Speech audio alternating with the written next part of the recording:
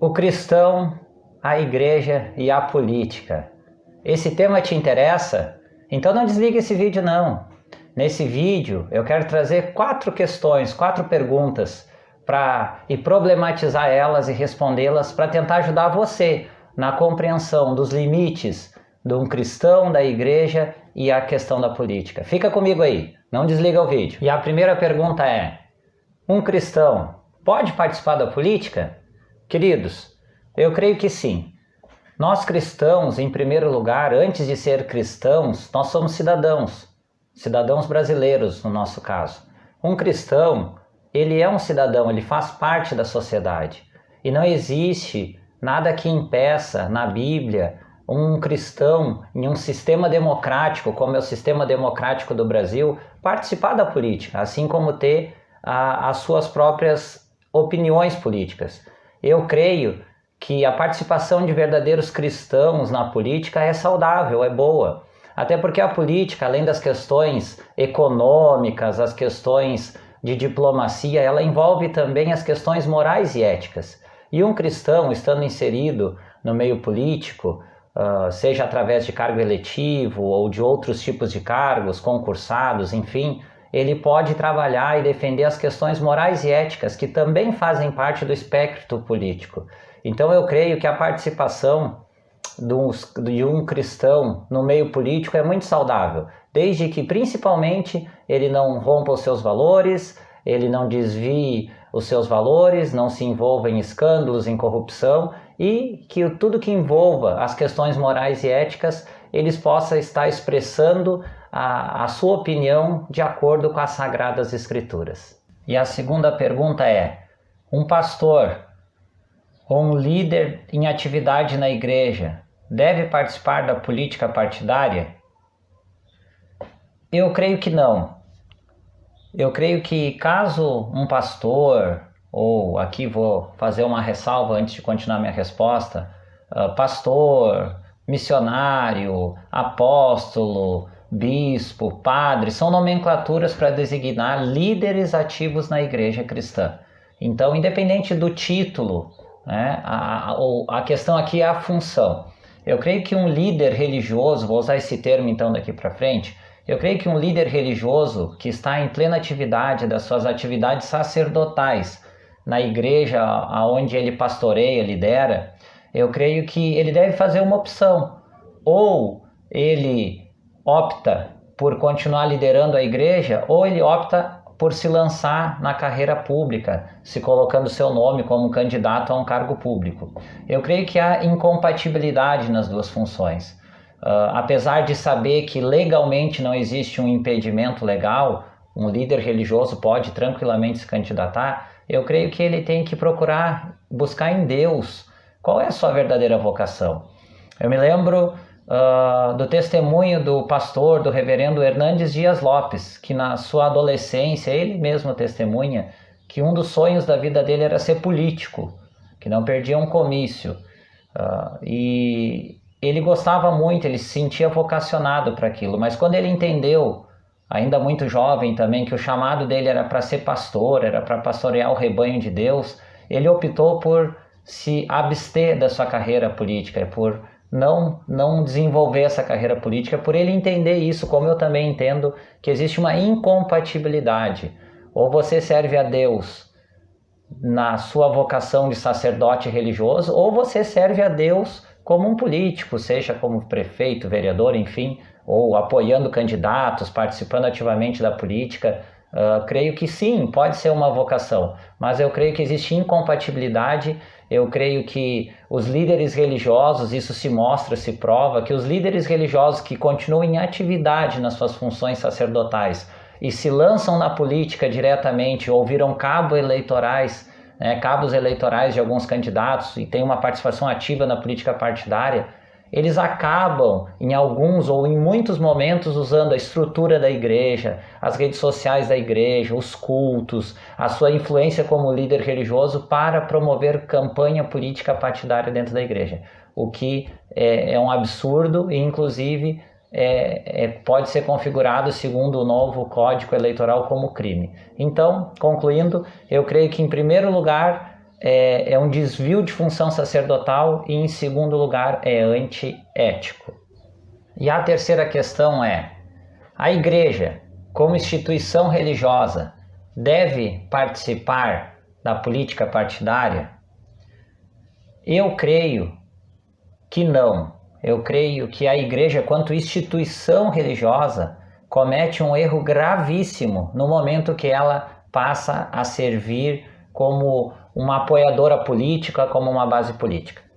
Antes de continuar e concluir essa resposta, eu quero trazer um exemplo histórico.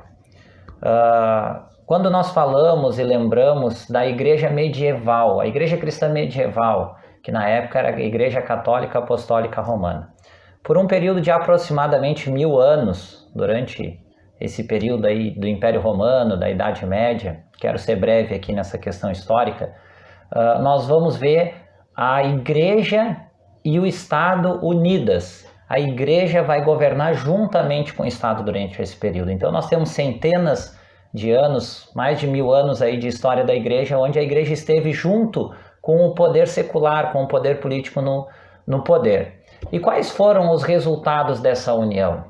Quando nós analisamos a história, e eu posso falar isso com muita convicção, pois sou historiador e também professor de história, quando a gente analisa a história, nós vamos ver que os resultados para a igreja foram corrupção, como nunca vista na história da igreja, no momento que a igreja assumiu junto com o poder secular, com o poder político, o governo, a igreja se corrompeu por causa do poder, por causa do dinheiro, das riquezas, tanto que nós vamos ver desembocar na Reforma Protestante, quando nós vamos analisar as teses lá de Martinho Lutero, esses pré-reformadores, os questionamentos. A igreja estava corrompida e um dos principais motivos da corrupção da igreja era a união de igreja e Estado. A igreja procurando servir ao Estado e, em troca disso, recebendo favores. A igreja se corrompeu, a igreja desviou seu propósito principal, que é evangelizar, e o seu segundo propósito principal, que é ensinar segundo a palavra de Deus. Então a igreja, nós temos esse exemplo medieval e de centenas de anos e outros exemplos ao longo da história, onde a igreja se uniu com o poder do Estado e os resultados foram catastróficos para a igreja. Corrupção, apostasia, desvio do seu propósito são os resultados. Então, voltando aqui, dadas essas considerações históricas que são muito importantes e pertinentes, atualmente nós estamos vendo no Brasil um movimento de algumas igrejas evangélicas. Eu quero ser bem claro aqui, não são todas as igrejas nem todos os líderes, mas nós temos um movimento de algumas igrejas evangélicas que há algum tempo elas vêm fazendo campanha política partidária. Nós vamos ver algumas igrejas e líderes que estão em execução dos seus cargos sacerdotais em igrejas cristãs, evangélicas, defendendo certos candidatos políticos, chegando ao ponto de endeusar esses candidatos e satanizando outros candidatos políticos. E esse não é o papel da igreja. Esse não é o papel da igreja. A estrutura da igreja, o templo, o estacionamento do templo, tudo aquilo ali é para servir a Deus e aos propósitos de Deus. Hoje nós vemos na igreja, nós vamos ver na igreja pastores, líderes usando seus altares, os cultos para promover candidatos, anunciando candidatos como candidatos deles e da igreja, distribuindo santinho na porta da igreja, dentro do estacionamento da igreja.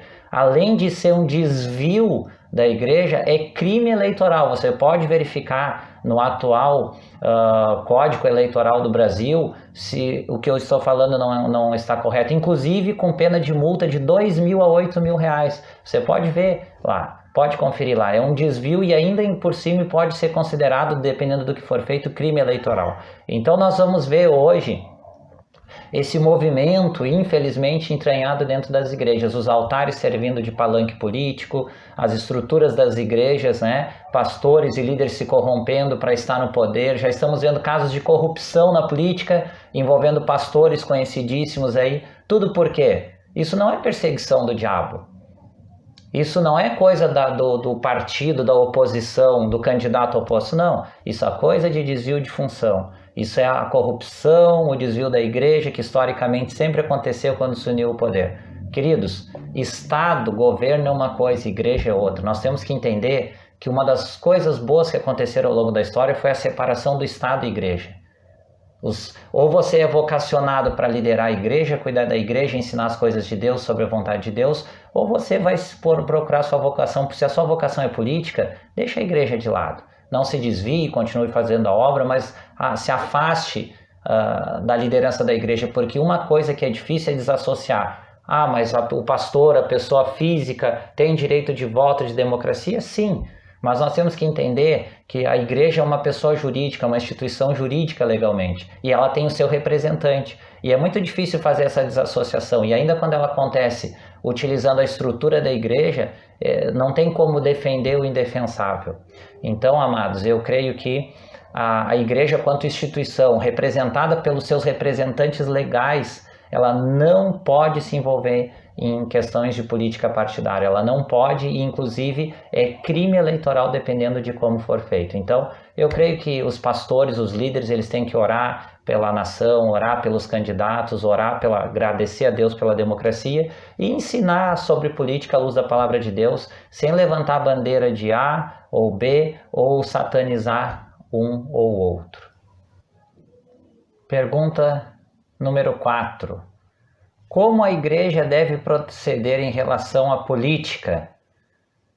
Amados, eu creio que a igreja, ela não deve deixar de falar de política. Ela deve sim, pelo contrário, falar de política, porque política é um tema bíblico.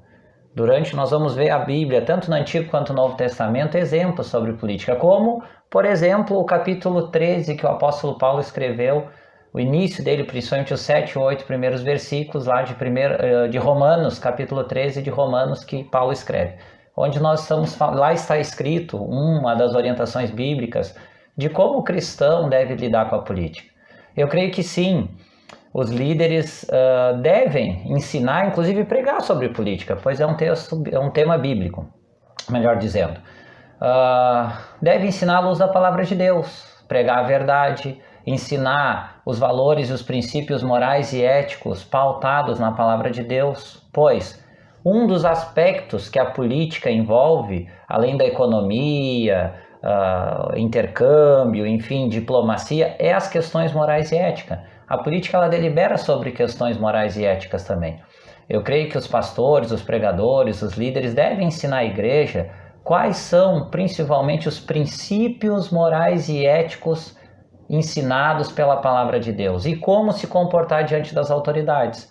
Em relação aos princípios morais e éticos bíblicos, eu creio que é algo que nós temos que analisar, e a igreja, deve incentivar as pessoas a analisarem na hora de escolher um partido político e um candidato para votar, independente do cargo que é, questões como estão em pauta de alguns partidos políticos e também de candidatos políticos, sem citar nomes, sem citar siglas, sem citar corrente, se é direita, se é esquerda, se é centro, sem dar nome a nada. Ensinar segundo a palavra de Deus. Hoje nós temos e sabemos que existem partidos e candidatos que defendem pautas que são contrárias aos ensinamentos bíblicos, tais como a legalização do aborto, legalização das drogas, a desconstrução da estrutura familiar pautada bíblica, então assim, nós cremos e podemos ensinar, porque a Bíblia ensina essas coisas, sem citar nomes, sem atacar ninguém, sem acusar ninguém e sem defender ninguém também no que diz respeito à questão política partidária. Mas devemos sim ensinar e orientar um cristão a pensar bem, por exemplo, nessas questões aí antes de escolher seus candidatos. Mas também não podemos e não devemos, e a igreja não deve ensinar que quem votar num candidato que apoia uma dessas questões e tal, está pecando, está votando no diabo, enfim, não. É orientar e fazer pensar à luz da palavra de Deus. Assim como a pessoa ela livremente se converte, se entrega a sua vida a Cristo e começa uma caminhada com Cristo, nada pode ser por força, pela força da espada, pela imposição. Na questão política é a mesma coisa, nós temos o direito de escolha. E eu creio que a igreja tem um papel fundamental de ensinar os valores e princípios morais e éticos à luz da palavra de Deus, orientar a igreja sobre algumas práticas e algumas defesas de algumas questões que partidos e candidatos trazem e fazer a igreja refletir se vale a pena votar em candidatos que apoiam essas pautas ou não, mas não pode impor nada para ninguém. Eu creio que esse é o papel da igreja, e é muito importante falar sobre política assim na igreja, desde que não envolva política partidária e campanha eleitoral.